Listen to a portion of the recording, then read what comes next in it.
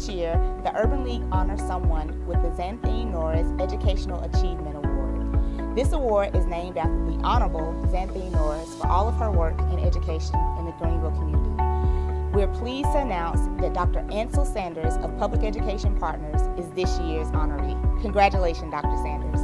I'd say first and foremost, this award is special to me because of the name of the award itself. You know, Miss Xanthene Norris is just a legendary educator and somebody that when I first found out about this, I was incredibly humbled and honored, primarily because of what I know of her work and what she continues to do in the community. You know, she's the epitome of a wonderful educator and servant leader. She was a teacher here in Greenville County. She was a counselor, a high school counselor, and now serves as a councilwoman, city county council, and all of those things epitomize the type of servant leadership that I really admire, both personally and professionally. And the Urban League recognizes key levers that a healthy, prosperous, equitable community should aspire to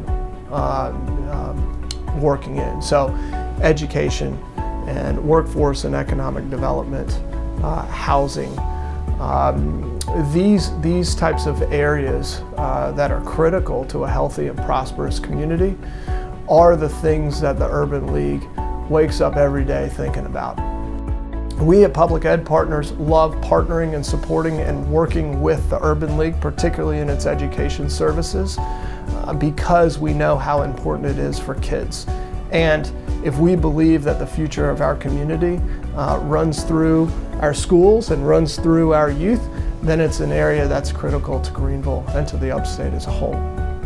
Well, I'll use little e education and big E education. And when I think about little e education in terms of my accomplishments, I think about my own family first and foremost. I think about greatest little e educational achievement being the fact that I was able to somehow convince my wife to marry me, Helen. She is an unbelievable person and an unbelievable partner with me, and so, you know, thankfully I was able to convince her to marry me, which was great. And actually we're in our 10th year of marriage, which is great, celebrating this year. So excited about that. And of course, eventually came three of our other biggest accomplishments, which are our three young daughters who are ages 5, 4, and 3.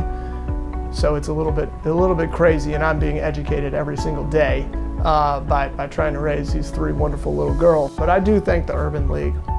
I thank Miss Xanthene Norris for the work that she does and continues to do as an educator and as a servant leader.